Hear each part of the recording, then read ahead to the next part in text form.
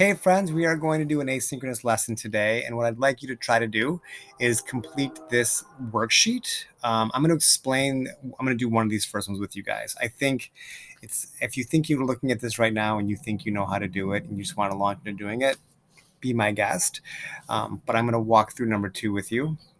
Once we finish these, I do want you guys to try these out on your own as well. You can read these directions yourself. I'm not going to explain these. I think you guys know enough stuff to be able to do this without my help. But we're going to go through number 2 on here. First off, it's been a while since we've looked at limits, and these look particularly horrific. And usually the worst things we're trying to get at something else. So as you guys look at these 3 problems, I hope what you realize is we're looking at the limit of the difference quotient, which was the way we defined the derivative way back when we started talking about derivatives. And we had done problems like this, and you guys might have done stuff like go to Wolfram Alpha and expand some things out and cancel off some h's and plug in a 0 for h, and that's all fine and good, but I don't want us to revisit all that work. That's not what we're going to do. We are going to, since we've last seen stuff like this, we have learned the power rule. So what we're going to do, I'll do question 2 with us right now, is we'll look at the function and say, okay, looks like h is going to 0, and it looks really awful.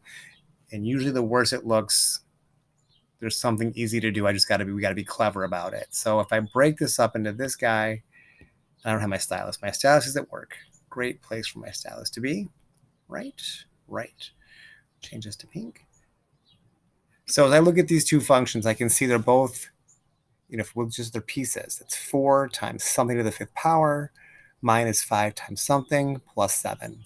And in the dark red one, it's 2 plus h being plugged in. And for the pink one, we're just plugging in 2.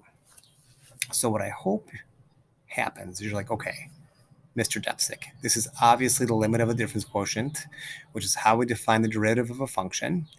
I can see the pattern, and I can see that the original function, which we'll just call f, I don't really care what you call it, but it was 4 times some stuff to the 5th power minus 5 times that stuff plus 7.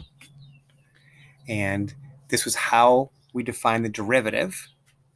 So I could say that f prime of x, using my power rule, would be 20x to the 4th minus 5. Of course, the 7 goes to 0. And based on what's being plugged in here, since the pink one's got just 2's plugged in and the red one's got 2 plus h plugged in, this is the value of the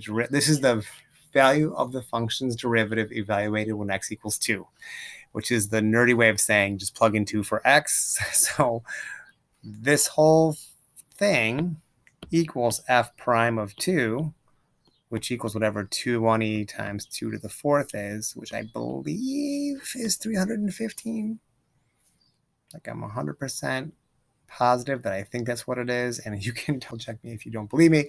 But even if I'm off on my calculation there, the idea is the same. Like, we can identify what the function was. We can identify it's a derivative. We know how to find the derivative.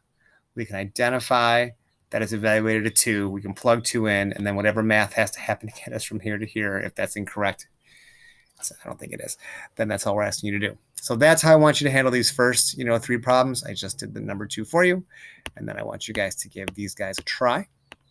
And I will continue to update answer keys as the day progresses. Feel free to message me on Google Chat if you want to talk about something.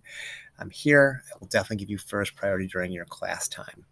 Otherwise, you guys have a fantastic day, and I will see you all on Wednesday.